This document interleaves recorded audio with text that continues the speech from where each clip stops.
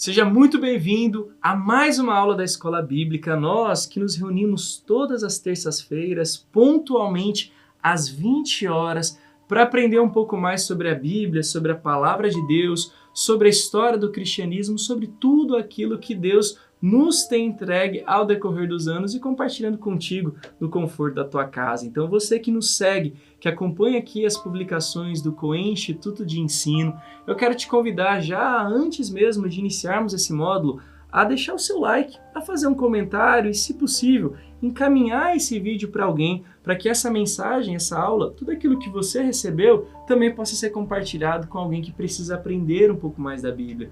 Sabia que muitas vezes aquilo que nós recebemos e já temos conhecimento, aquilo que nós já temos acumulado demais, pode ser uma gota de água que mata a sede daquele irmão que ainda não aprendeu nada?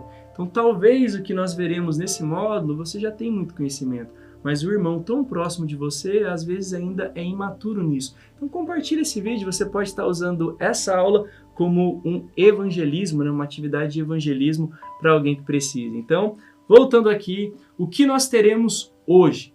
Hoje se inicia um novo módulo da Escola Bíblica que vai durar 4 aulas. Esse módulo tem o nome de A Maior Religião Mundial. Do que nós falaremos, pastor? Nós falaremos basicamente do cristianismo, a religião que você e eu fazemos parte, mas não só nós, mas bilhões de pessoas que na atualidade professam essa fé, bilhões de pessoas que já professaram e bilhões de pessoas que professarão até a vinda de Cristo. Você já parou para imaginar, para entender a relevância do cristianismo para o mundo? Você já parou para pensar que o cristianismo não é só vivido na sua casa, na sua igreja, na sua cidade, mas ao decorrer de todas as nações há pelo menos um cristão? Você já parou para pensar que as expressões de fé dentro de contextos culturais diferentes, elas também têm algumas variações? Então hoje, nessa aula, nós vamos aprender o que é o cristianismo. Quero começar esse módulo orando a Deus, agradecendo não somente a oportunidade que nós temos de aprender a palavra dele, mas agradecendo que ele nos ensina à medida que nós compartilhamos essa palavra. Então, coloque sua mão no seu coração, feche os seus olhos, vamos iniciar agradecendo ao Senhor. Amém? Pai, nós te damos graças, Senhor, pela tua palavra compartilhada conosco, pela tua palavra revelada, pela mesma palavra que encarnou lá atrás, Senhor, há 2000 anos, e hoje nós podemos ter ela diante de nós no meio da tua Bíblia, por meio da tua palavra escrita, Senhor. E nós queremos ter acesso a esse Cristo, ao teu Filho, e que seja Ele, o teu Espírito Santo também, Senhor, seja o Senhor a nos ministrar, a nos ensinar a maneira correta de proceder por meio das informações que nós temos recebido. E assim eu oro, Senhor, para que o Senhor abençoe a cada irmão que está participando dessa aula, que todos nós saímos daqui edificados em nome de Jesus. Então, meu irmão, você que usa um caderno, você pode colocar aí, primeiro tópico, o que é o cristianismo? Quando nós pensamos no cristianismo, nós nos remetemos à nossa prática de fé. Isso é natural, porque o cristianismo é uma forma com que nós lemos o mundo. Mas você precisa saber que existem várias religiões no mundo, e o cristianismo é uma entre milhões. Quais as especificidades do cristianismo? É isso que nós veremos nessa aula. O primeiro ponto para entendermos é que o cristianismo é uma religião monoteísta. O que essa palavra é tão difícil, às vezes nova para você? O monoteísmo é o oposto do politeísmo. O poli pressupõe a ausência de vários, ismos de adoração. Basicamente, o politeísmo é a adoração, a crença em vários deuses. O cristianismo é diferente. O cristianismo crê no monoteísmo, na adoração, na crença, na existência de um único Deus. Um Deus que se revela a partir da Trindade. Um Deus que se revela a partir de 3 pessoas, o Deus Pai, o Deus Filho, o Deus Espírito Santo, mas que continua a ser um único Deus. Então, o ponto inicial é que nós estamos falando de uma religião monoteísta, o cristianismo, baseado na crença na Trindade. Outro ponto importante para nós entendermos, e agora eu quero avançar, eu quero que você consiga romper o contexto da tua igreja para imaginar o cristianismo como uma expressão de fé milenar e extremamente complexa. Primeiro ponto, entendemos que somos uma religião, fazemos parte de uma religião monoteísta. O segundo é que é uma religião abraâmica. O que isso quer dizer? Que vem de uma raiz de Abraão. Abraão dá origem a 3 religiões monoteístas. o judaísmo, a primeira delas. O segundo, que de dentro do judaísmo, das promessas dadas a Abraão, vem o cristianismo. E de Ismael, aquele filho que não era o filho da promessa como Isaac, vem o islamismo. Então as maiores religiões do mundo, seja de mais importância histórica ou de maior número de adeptos e territórios ocupados, são todas religiões monoteístas abraâmicas. Então quando você lê a Bíblia, tem a ideia de que Abraão não foi um homem que impactou só aquele contexto da sua família e as tribos de Israel, mas as promessas que recaíram sobre Abraão, elas deram origem a 3 religiões, inclusive algumas que ainda não se concretizaram têm a ver com o fim dos tempos. E você lê e começa a entender os contextos de disputas entre o cristianismo e o judaísmo com o islamismo. Mas como o nosso tema não tem a ver agora exatamente com Abraão, mas com Cristo, nós vamos parar por aqui e entender que o segundo ponto, que é uma religião abraâmica, que tem origem no judaísmo a partir das promessas para Abraão. E no que se baseia o cristianismo? No que se baseia? O cristianismo é baseado literalmente nos ensinos de Cristo. Então a tua grande referência de fé precisa ser aquilo que Cristo ensinou. Tua grande expectativa, tua grande imersão tem que ser no que o Cristo ensinou. Então se você é cristão e você não tem o hábito de estudar a palavra de Deus, você não tem influência na palavra de Deus, você deve agora questionar a tua fé em Cristo, pois a nossa fé é baseada naquilo que Cristo fez. Então o terceiro ponto é entender que nós somos baseados no ensino de Cristo. E às vezes nós ouvimos uma série de heresias, e a culpa dessas heresias também é nossa, que nós não buscamos na palavra entender qual é a verdade. Deu para entender os 3 pontos? Monoteísmo, religiões abraâmicas e Jesus Cristo. E agora eu te pergunto, qual a diferença de Cristo para os outros profetas? Qual a diferença de Cristo para, os profetas dentro do islamismo ou os profetas dentro da tradição do Antigo Testamento que nós compartilhamos com os judeus? Qual a diferença do Cristo que você crê? Você já parou para pensar qual a diferença de Jesus Cristo? Jesus Cristo, ele não pode ser visto apenas como um profeta, apenas como um pastor, apenas como um líder, como um rabino, mestre, aquele que ensinava. Essas são manifestações da sabedoria, da unção, do poder de Cristo, necessárias para que o cristianismo tivesse sido estruturado lá 2000 anos atrás. Mas a nossa fé, a nossa confissão de fé, ela pressupõe que Cristo seja Deus, que Jesus Cristo não é só uma artimanha de Deus para revelar o seu plano na humanidade, que Cristo não é o principal dos santos dentro de uma hierarquia, mas que Cristo é o Filho de Deus e o Deus encarnado. Cristo está em pé de igualdade com Deus Pai e com o Espírito Santo. Então, se nós somos uma fé verdadeiramente cristã, nós somos baseados naquilo que Cristo ensinou. E Cristo ensina que Ele era o Filho de Deus, o Deus encarnado, como o Evangelho de João vai nos mostrar claramente. Então, a sua prática de fé tem que levar isso em consideração. Quem é Jesus? Não é só aquele que às vezes toca suas emoções. Quem é Jesus? Não é só aquele do qual é pregado no culto, mas Jesus é o Senhor e Salvador, o Filho de Deus encarnado, que veio para nos salvar. E agora, vamos passar um pouco desse entendimento que nós já sabemos para avançar no contexto que Jesus veio há 2000 anos lá na Judéia, na Galileia, naquele movimento de Israel. Por que Cristo teve tantas divergências com os judeus, sendo que ele era também um judeu? Quando nós olhamos e vemos o contexto das pregações de Cristo, nós vemos a primeira grande diferença.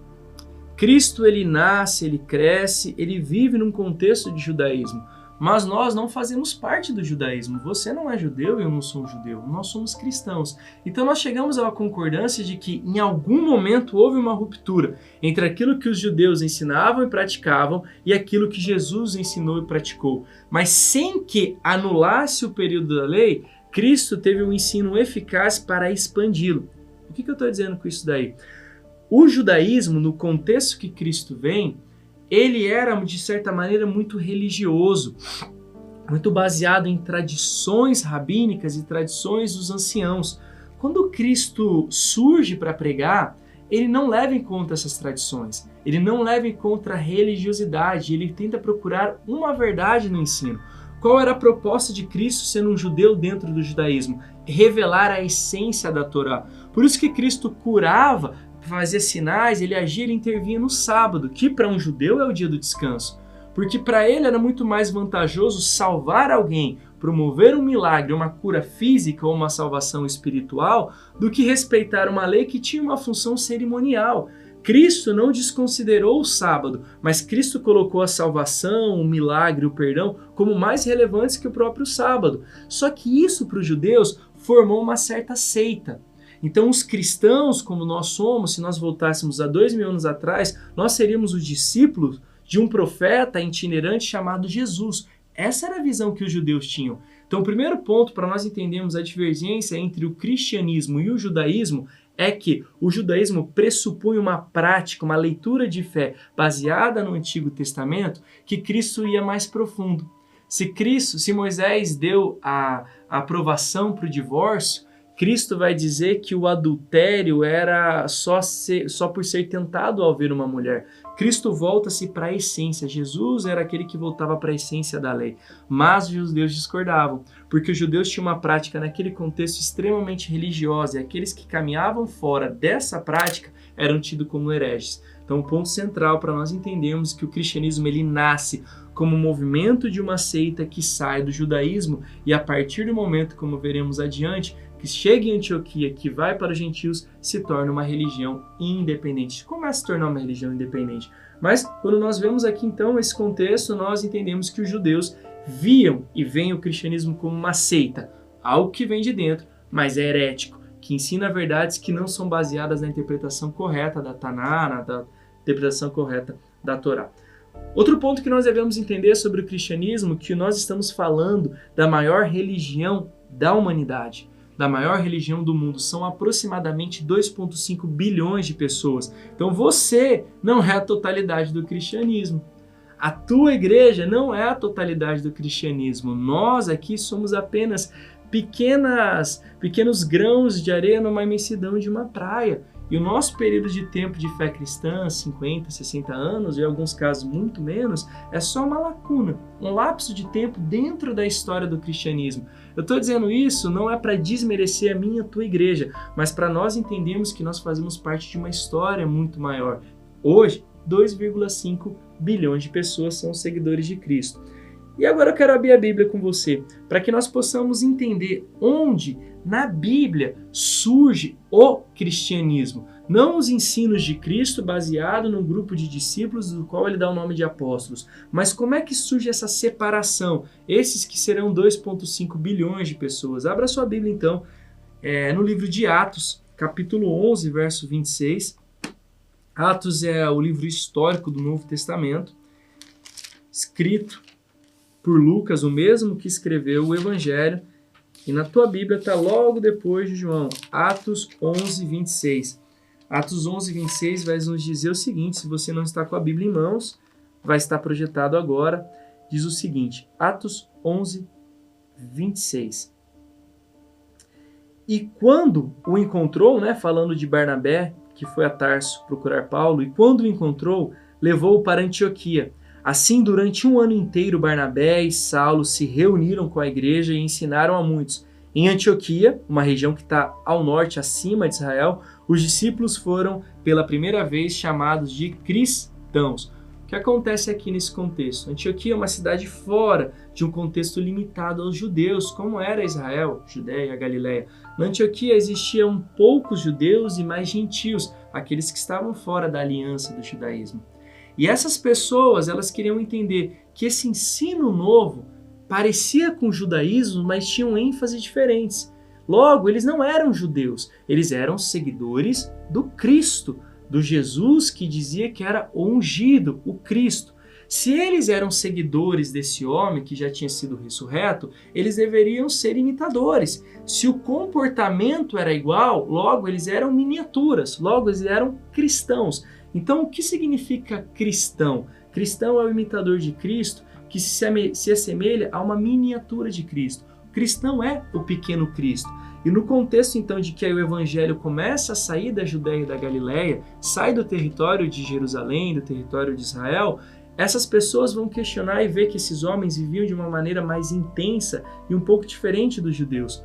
Por quê? Porque tinha um grande discipulador, um pastor, um referencial que era Cristo. E eles não são mais judeus, eles são cristãos. Então a tua história, a minha história, enquanto cristãos, nos remete a Atos 11:26, quando os discípulos e alguns daqueles que saem depois da perseguição iniciada com a perseguição iniciada com a morte de Estevão, eles vão ser chamados de cristãos. Então nós temos a origem nesse movimento que se parece com o judaísmo, mas que avança pelos ensinamentos de Cristo.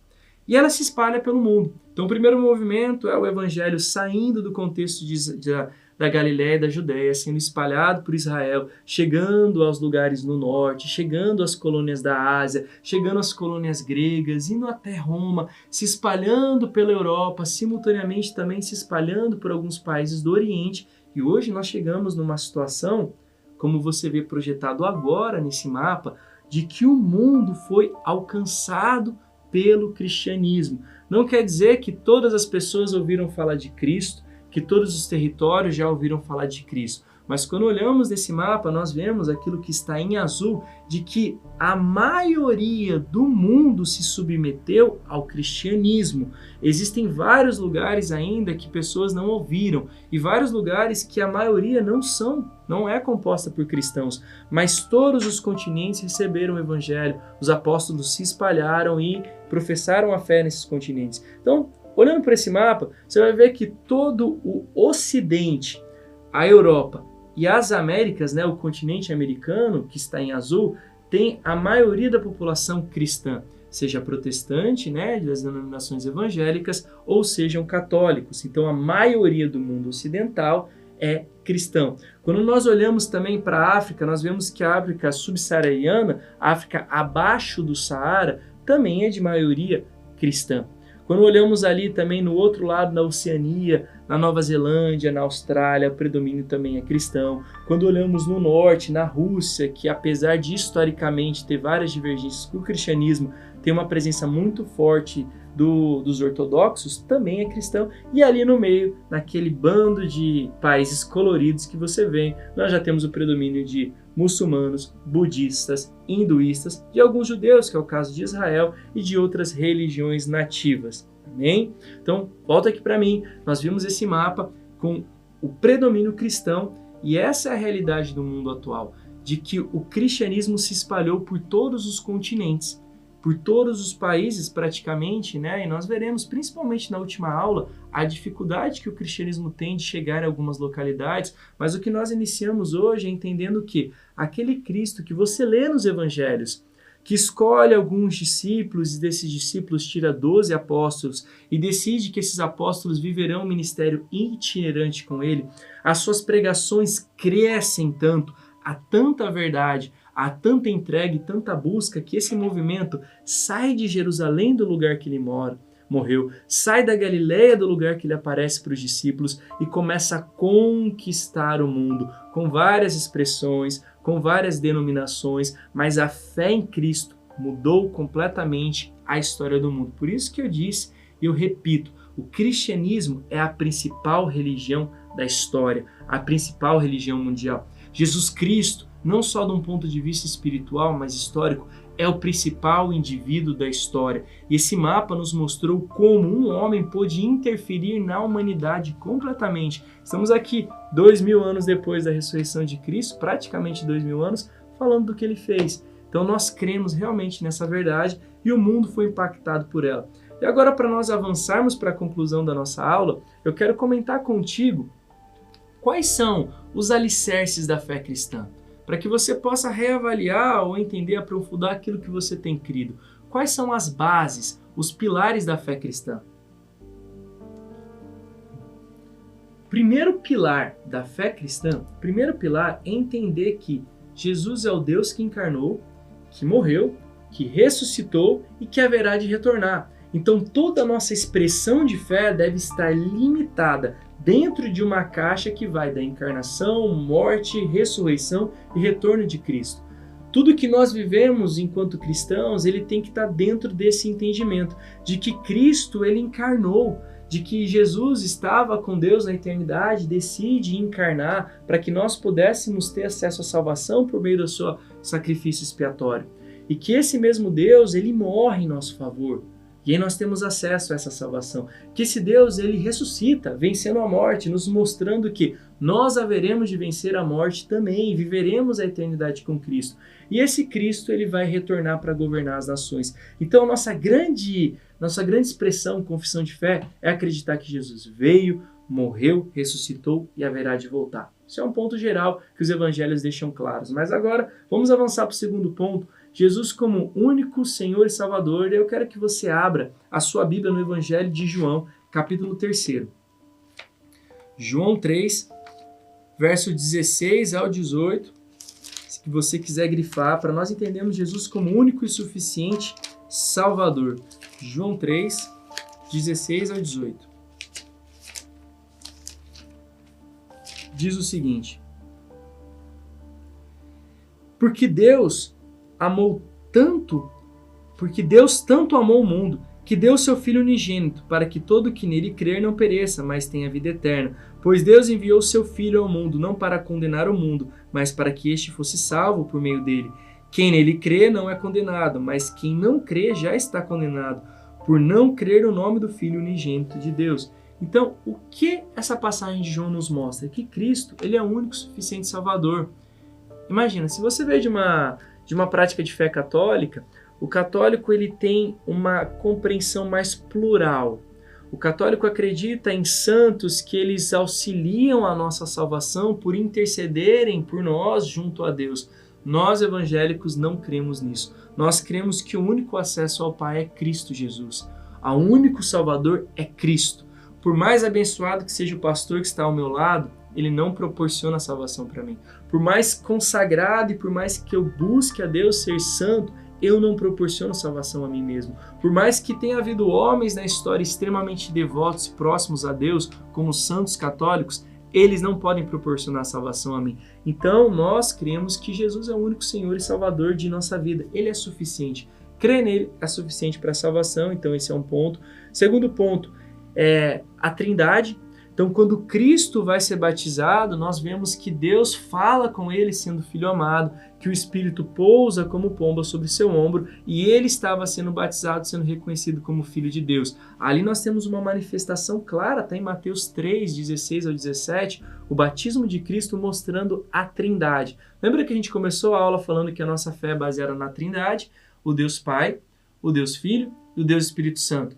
Um mesmo Deus que se manifesta como 3 pessoas. Nós temos outras aulas, até se você consultar a nossa playlist, o último módulo que saiu, Eis que Tudo se Fez Novo, tem uma aula sobre a Trindade, sobre quem é o Deus que nós cremos. Você pode consultar depois de eu encerrar essa aula aqui. E seguindo então, a Trindade ela é essencial para a nossa crença. Por que eu estou dizendo isso? Porque nós vemos hoje vários movimentos que crescem e vão dizer que Cristo ele é um profeta, ou Cristo não pode ser Deus, Cristo é alguém que Deus enviou, mas que não tem a mesma relevância, que creem que Deus, o Eterno, é o principal e que o Espírito Santo tem uma função secundária e Cristo também tem uma função secundária. Mas os cristãos precisam crer num pé de igualdade, que o mesmo Cristo que me salvou tem a mesma relevância com Deus. Por quê? Porque ele é Deus em unidade, Deus em essência. 3 pessoas sendo manifestas, um único Deus. Outro ponto, a inerrância das Escrituras, você precisa anotar. Vai então em 2 Timóteo, segunda carta de Paulo a Timóteo, encerrando o ministério dele, o encerramento do seu ministério. Segunda carta de Paulo a Timóteo, capítulo 3, verso 16, diz que toda a Escritura é inspirada por Deus e útil para o ensino, para a repreensão, para a correção e para a instrução na justiça. Então, o que nós entendemos?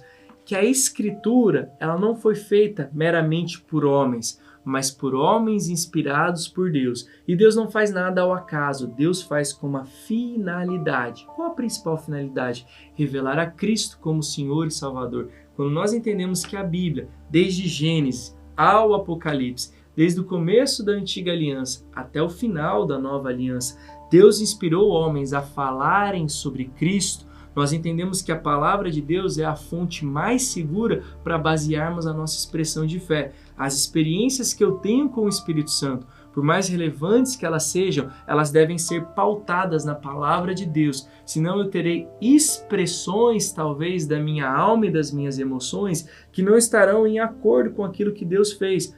que eu estou querendo dizer? O que você vive tem que ser encontrado na Bíblia. Por quê? O que foi inspirado por Deus? A palavra. A carne, a Cristo, né? O verbo que se fez carne, o verbo, a palavra de Deus, tudo aquilo que Deus disse, Deus que queria dizer, que ele materializou, encarnou em um homem, essa mesma palavra foi relatada e está na Bíblia. Então, qual o mais próximo você pode chegar de Cristo? O mais próximo que você chega da tua Bíblia. E o quanto você conhece da Bíblia determina o quanto que você conhece de Cristo. E eu quero ser bem enfático. Se você conhece pouco a Bíblia, aquilo que Paulo vai dizer em 2 Timóteo 3,16, que toda a Escritura é inspirada por Deus. Se você conhece pouco a Bíblia, você tem pouca fé em Cristo. Talvez você tenha uma grande expectativa do que Cristo pode fazer, dos milagres e tudo que ele pode agir ou interferir. Grande expectativa, porque a fé ela é alicerçada no firme fundamento que é Cristo Jesus. Então, baseie-se na Bíblia. Tenha experiências com o que está ao teu redor, ouça muitas coisas, mas entenda que a tua fé deve estar baseada na Bíblia, nessa mesmo que você tem usado aí. O quanto que ela tem sido anotada, o quanto de anotações que ela tem, o quanto de textos você tem lido, o quanto de textos você tem grifado, o quanto você tem rasurado a tua Bíblia, o quanto você tem lido a tua Bíblia. Pois se você não a lê, você não está lendo o próprio Cristo. Então, a inerrância das Escrituras, creio que foi Deus que inspirou e que tudo que está aqui é verdadeiro, é um dos pilares do cristianismo. O penúltimo pilar que nós vamos citar aqui é crer na existência de um reino eterno e superior. O reino que nós fomos dispostos a viver não é o reino que nós vivemos hoje. Você está vivendo uma vida transitória. Não que essa vida não seja importante, mas a prioridade do que Deus tem para você está no porvir, não naquilo que você vê agora. Mateus 6,10, na oração do Pai Nosso, Cristo vai dizer, venha o teu reino. Existe uma realidade celestial que é superior à realidade natural do que nós vivemos. Se os teus olhos só contemplam o que você enxerga, você está sendo limitado a uma realidade natural. Mas existe um reino eterno que nós viveremos e haverá de vir com Cristo com a Nova Jerusalém. Então entenda, por favor, que nós não vivemos por aquilo que nós vemos. Nós não vivemos pelo que o sistema governamental e a cultura da qual nós fazemos parte, a cidade que nós moramos, apresenta para nós. Nós cremos em Jesus, naquele que é o rei de um reino eterno. Lembra quando Jesus vai ser questionado por Pilatos, por Herodes, toda aquela discussão de se ele era o rei dos judeus? Aquilo está deixando claro para nós, a conclusão do Evangelho, que o reino de Cristo não era um reino como nós vemos hoje, como um reino que havia 2000 anos atrás e continuará existindo, mas o seu reino é eterno e superior. Logo eu te pergunto, a qual reino você tem servido? Você tem acumulado riquezas para qual reino? Você tem acumulado experiências para qual reino? Você tem acumulado conhecimento para qual reino? Qual reino você representa e serve? Se é um reino natural e talvez a tua igreja esteja mais vinculada a essa naturalidade, você tem um problema. Nós devemos servir ao reino que é espiritual e eterno. Por quê? Quando você morrer, você acha que você vai para onde? Você acha que você vai viver no túmulo que vai estar o teu corpo? Não, nós viveremos a eternidade com Cristo. O fim é a eternidade. Então existe um reino. Mateus 6,10, na oração de Pai Nosso, diz claro, um reino que vai vir do céu ainda, que nós devemos clamar. E o último ponto eu quero encerrar com você abrindo novamente no Evangelho segundo o apóstolo João, capítulo 8, verso 31. O cristianismo se baseia no discipulado cristão. Você já ouviu falar de discipulado cristão? Do que é ser discípulo de Cristo? Mateus 8, 31. Eu vou ler e também está projetado para você e diz assim: disse Jesus aos judeus que haviam crido nele, se vocês permanecerem firmes na minha palavra, verdadeiramente serão meus discípulos. O que Cristo está dizendo? Que a palavra dele nos prende, que a forma com que nós somos alicerçados à palavra dele, de modo que ela permanece em nós, evidencia que nós somos seus discípulos. Cristo nos discipula pela palavra. Você acha que Cristo te discipula presencialmente, estando ao seu lado de maneira visível? Não, o discipulado cristão está aqui. Então, quem é o seu grande discipulador? Você deve ter um pastor, um pai espiritual, alguém que discipula naturalmente de verdades celestiais, mas o teu grande discipulador é aquele que deixou essa palavra. Se as palavras dele estiverem em nós, nós seremos seus discípulos. Então você tem que se preocupar principalmente em ser discípulo de Cristo. Deixa eu te falar, você sabia que Cristo tem 3 tipos de obra que Cristo produziu? 3 tipos de obras. As obras que ele concluiu na primeira vinda, as obras que ele haverá de concluir na segunda vinda e uma obra que é inacabada. Tem uma obra que Cristo não concluiu. Algumas ele concluiu na primeira, outras ele concluirá na segunda, mas uma obra que ele nunca concluiu é a obra do discipulado. Se eu faço parte daquilo que eu disse antes, de um reino eterno superior, eu devo servir a Cristo fazendo novos discípulos. Terrenamente, pessoas são responsáveis, eu sou responsável por pessoas. Então entenda que o discipulado é a obra inacabada de Cristo, porque a igreja deve continuá-lo até que Cristo venha e governe os discípulos. Você entendeu a tua responsabilidade? Não é apenas ser discipulado por Cristo, por um pastor, mas também formar novos discípulos por meio da tua influência. Se você não tem um testemunho suficiente para referenciar novas pessoas, você está tendo um problema no discipulado. E cada igreja tem a sua forma de discipular. Eu não estou colocando em pauta uma questão eclesiástica, mas uma questão espiritual. Você é uma referência para outras pessoas pelo tanto de palavra de Cristo que você tem na tua vida? Se você não for, saiba que talvez nem discípulo de Cristo você seja.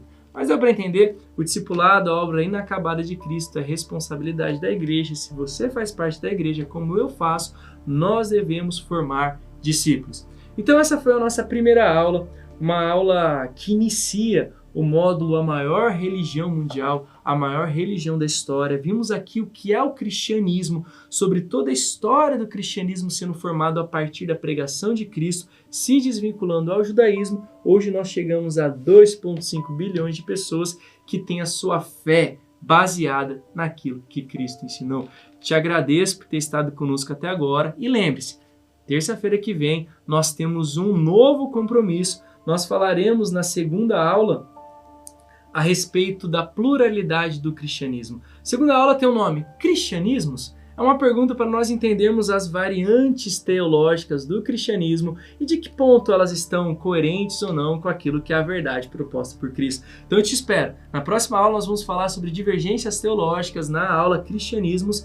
Então, terça-feira, às 20 horas, na próxima semana, temos um compromisso marcado. Te aguardo. Até lá!